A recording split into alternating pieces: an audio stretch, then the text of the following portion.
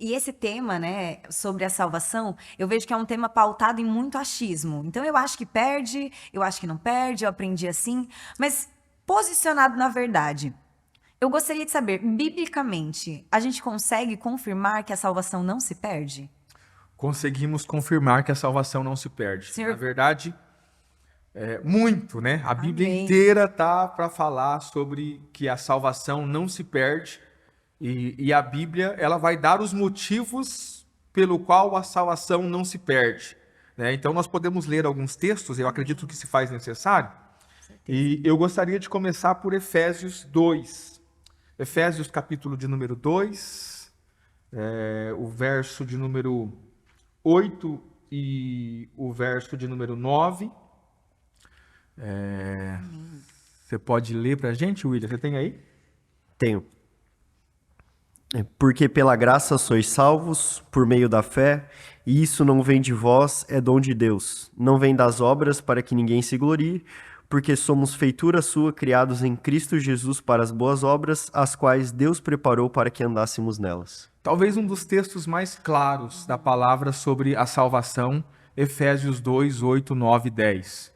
Né? A gente pode analisar aqui que o apóstolo Paulo ele começa dizendo assim, porque pela graça sois salvos. Então, existe a necessidade da definição do que é graça. Então, definindo graça de uma forma popular, nós poderíamos dizer que graça é um favor não merecido, ou seja, é um favor que eu não mereço, é quando eu recebo algo que eu não mereço. Então, quando Paulo diz, porque pela graça sois salvos, se nós traduzirmos a palavra graça, ficaria assim, porque por um favor que eu não mereço, é que eu sou salvo.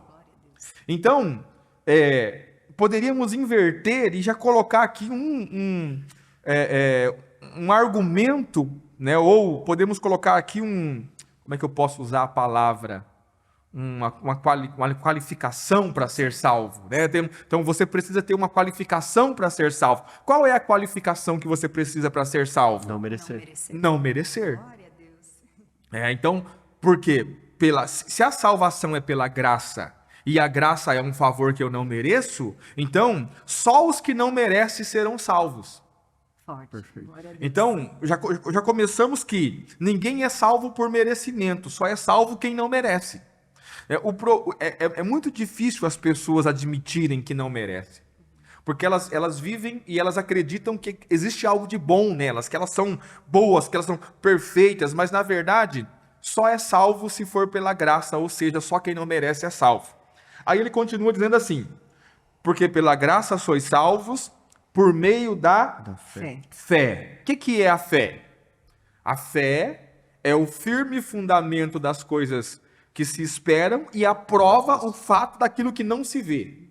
Então, eu sou salvo quando eu não mereço por aquilo que eu não vejo. Então, nada do que eu vejo pode me conduzir à salvação. Então, nós cremos em Cristo, né? Mas nós cremos no Cristo que morreu há 2000 anos atrás. Cristo não foi lá em casa ontem e bateu na minha costa e disse assim, olha, eu vim aqui te salvar. Então nós cremos, é pela fé, nós acreditamos em algo que nós não estamos vendo. Então, salvação é para quem não merece e para quem acredita em algo que não vê, né? E por que eu estou dizendo quem acredita em algo que não vê? Porque há muitas pessoas que querem transformar a salvação em coisas que se veem, em coisas aparentes.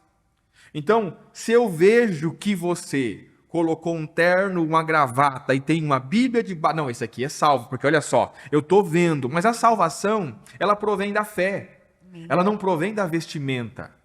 A salvação, ela provém da fé, ela não provém de um comportamento físico que se vê, né? E ele continua dizendo assim, e aí ele arrebenta, né? Porque só se não quiser ler o texto, mas se tiver com a Bíblia aberta e se ler o texto, aí ele diz assim, e isto, ou seja, a salvação não vem de vós, a salvação não vem de vós. Então, a salvação, ela não vem de mim. Não há nada que eu possa fazer para ser salvo, não há nada que eu possa fazer, não vem de mim, é um dom de Deus. A palavra dom é presente, é um presente, a salvação é um presente que nós recebemos de Deus. E aí no verso 9 ele diz assim, não vem das obras. Então, definição de salvação, é algo que não vem das obras. Então ninguém pode ser salvo por aquilo que faz, e ninguém pode deixar de ser salvo por aquilo que faz. Porque salvação não vem das obras. Eu fico perguntando, será que é tão difícil entender isso? Eu acho que, pastor, acredito que não seja difícil entender, seja difícil aceitar. Porque humanamente falando, pensa só, uma pessoa que passou a vida inteira fazendo coisas erradas, cometeu vários crimes, de repente no leito de morte, vai lá, se arrepende e confessa a Cristo como seu Senhor. É salvo. Mas é difícil, humanamente falando, olhar para trás e ver que essa pessoa alcançou misericórdia.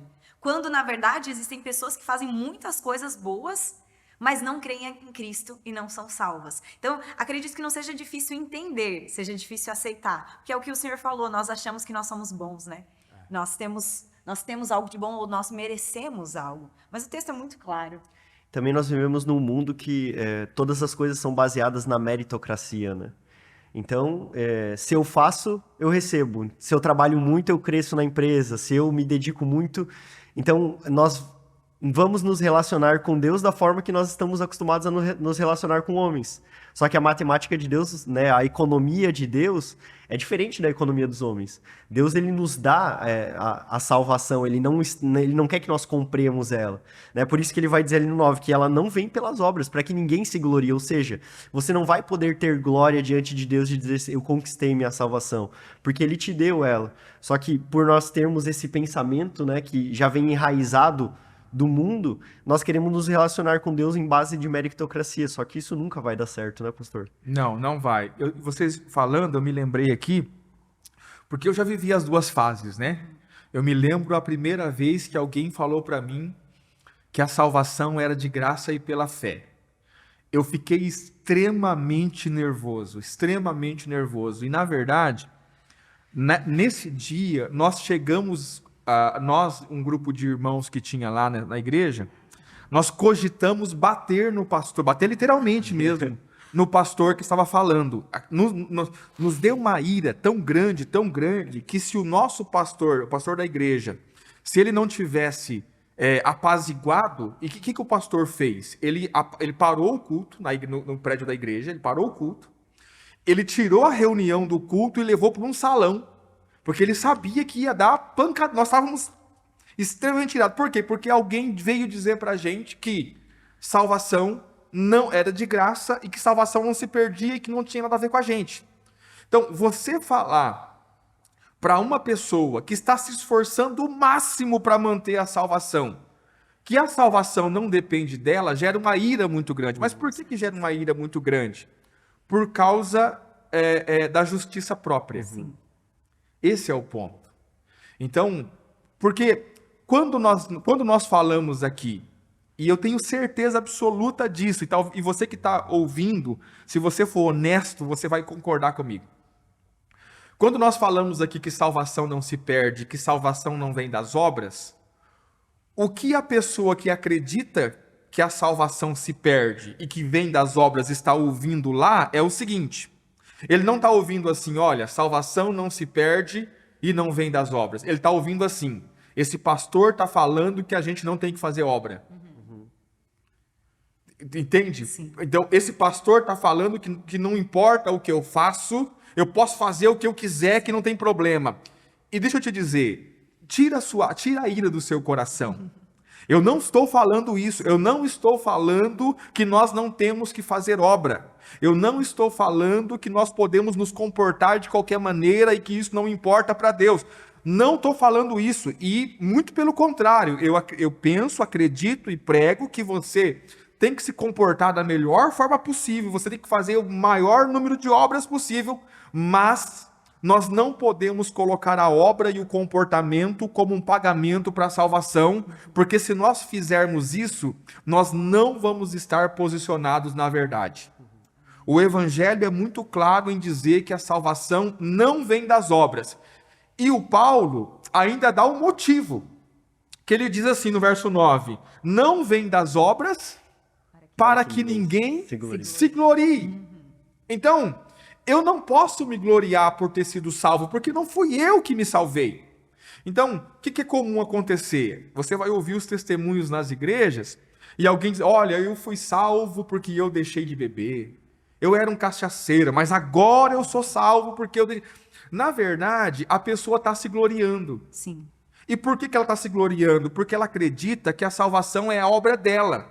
Mas a Bíblia deixa claro que a salvação não vem de obras, para que ninguém se glorie. Então, todas as vezes que eu ou você pensamos que somos salvos, porque fizemos alguma coisa, nós estamos tirando a glória que é de Cristo e pegando para nós. Porque quando nós admitimos que a salvação não vem das obras, ou seja, a salvação não vem das nossas obras. A salvação vem da obra feita pelo Filho de Deus. Foi Ele que conquistou a salvação para nós na cruz do Calvário. Então, toda a glória pertence a Ele, porque foi Ele que fez o trabalho completo, foi Ele que consumou a obra, não somos nós. Então, nós precisamos entender isso. E como cristãos, e como pessoas que querem estar posicionadas na verdade, isso é essencial. Porque quantas pessoas estão acreditando que elas mesmas mantêm a salvação delas? Só que elas não percebem que elas estão dizendo assim, ó, eu não preciso de Cristo. Como quem diz assim, Deus, o Senhor enviou Cristo à toa. Eu dava conta de me salvar com o meu bom comportamento. Entende? É algo extremamente arrogante, é absurdo de arrogante da parte dos crentes. Né? Então, nós precisamos entender, salvação é pela graça, ou seja, só para quem não merece.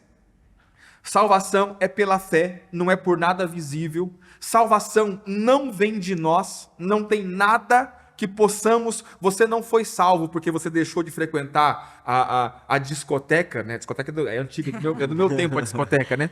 Você não foi salvo porque você deixou de frequentar a balada, vamos modernizar, né? E começou a frequentar uma igreja. Não é por isso que você foi salvo. O seu comportamento, a sua mudança de comportamento não te leva à salvação.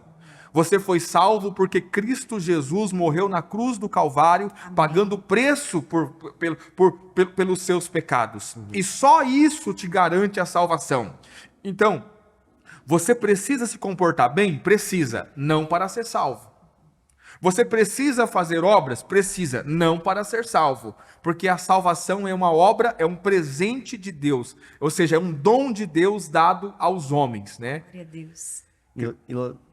E lá em Romanos 11 também a palavra vai dizer que os dons e a vocação de Deus são irrevogáveis, né? São irrevogáveis. Então, aquilo que Deus dá, ele não volta atrás, né? Porque aí também nós vamos entrar no ponto da onisciência de Deus, né? É como que se Deus não soubesse o que já ia acontecer e de alguma forma Deus se arrependesse e tirasse de nós aquilo que ele já nos deu. Como que se fosse uma surpresa para Deus, né? Que nós iríamos viver a vida da forma que nós vivemos e em algum momento ele nos alcançaria e nós poderíamos voltar a pecar, ou não voltar a pecar no sentido, né, porque nós pecamos todos os dias, mas voltar a viver uma vida no mundo, digamos assim. Como se Deus não soubesse disso, e aí Deus olha, o William voltou para o mundo, agora eu vou tirar a salvação dele. E aí nós teríamos que desconsiderar toda a onisciência de Deus, né, como que se Deus não soubesse, né, daquilo que ele está fazendo.